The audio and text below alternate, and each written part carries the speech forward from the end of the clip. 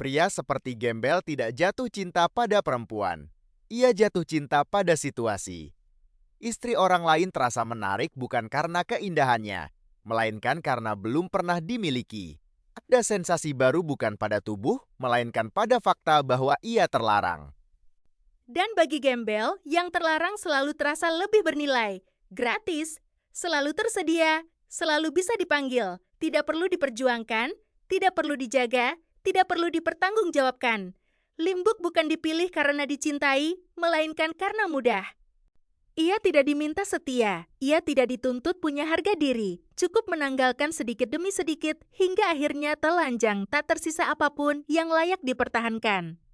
Bagi Gembel, Limbuk bukan perempuan. Ia fasilitas, tempat singgah, pelampiasan ego, pembuktian bahwa ia masih bisa menaklukkan sesuatu yang seharusnya bukan miliknya. Dan Limbuk menyebut keterpanggilan itu sebagai cinta, padahal itu hanya izin untuk diperalat tanpa protes. Wanita murahan bukanlah yang bertubuh telanjang, melainkan yang menyerahkan martabatnya demi merasa dibutuhkan oleh lelaki yang tidak pernah berniat memilikinya. Gembel tidak pernah mencintai Limbuk. Ia menikmati posisinya, fasilitasnya. Limbuk baginya bukan perempuan yang ingin ia lindungi, melainkan wilayah yang berhasil ia masuki. Sebuah pencapaian diam-diam, sebuah kepuasan tanpa ikatan, sebuah kemenangan yang tidak perlu diumumkan.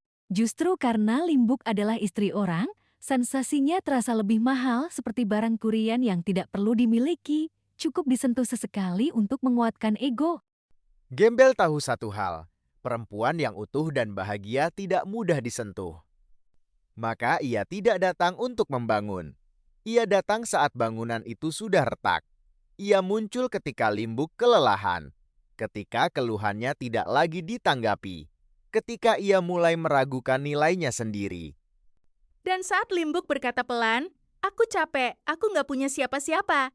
Gembel tidak tergerak untuk menolong. Ia justru tertawa dalam hati. Limbuk sudah sedemikian kosong hingga kehadiran sekecil apapun terasa seperti anugerah. Tanpa diminta, ia belajar menawarkan dirinya sendiri, refleks dari jiwa yang terlalu lama diabaikan. Ia pandai memahami perasaan orang lain, terbiasa mendengar, terbiasa mengalah, terbiasa menunda dirinya sendiri. Dan disitulah celahnya. Gembel tidak perlu rayuan berlebihan, tidak perlu janji masa depan, tidak perlu rencana apapun. Cukup menjadi yang mengerti, cukup duduk dan berkata pelan, "Suamimu nggak ngerti kamu." Kalimat sederhana, efeknya mematikan. Karena itu bukan kebenaran, melainkan pembenaran. Sedikit demi sedikit, Limbuk kehilangan arah moralnya bukan karena dorongan sesaat, melainkan karena candu pengakuan. Ia sudah terlalu lama tidak dilihat, tidak dihitung, tidak dipilih.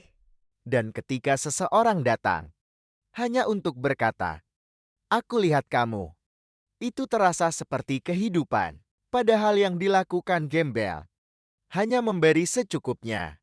Cukup untuk bertahan. Tidak pernah cukup untuk merdeka. Bukan untuk membebaskan. Melainkan agar Limbuk tetap bergantung. Polanya selalu sama. Ia datang saat Limbuk rapuh. Ia menghilang saat Limbuk berharap. Ia memberi perhatian secukupnya, tidak utuh, tidak penuh. Hanya cukup untuk membuat Limbuk menunggu. Dan setiap kali Limbuk menunggu, Gembel menang. Karena bagi Gembel, menunggu berarti menguasai. Limbuk bukan pasangan. Ia bukti kekuasaan. Dipanggil saat sepi. Ditinggal saat mulai berharap. Dibuat merasa bersalah. Saat menuntut kejelasan. Jika Limbuk bertanya, "Ini kita apa?" Gembel akan diam. Atau tertawa kecil. Atau membalikkan keadaan. "Kamu yang terlalu baper." Dan Limbuk pun meminta maaf atas kebingungannya sendiri. Yang paling sadis bukan perlakuannya, melainkan cara Gembel membuat Limbuk percaya bahwa semua ini adalah pilihannya. Bahwa ia datang dengan sadar. Bahwa ia bertahan karena mau. Padahal seluruh situasi telah disusun dengan rapi. Humornya pahit. Kepada dunia, Gembel berkata santai, "Dia bahagia kok."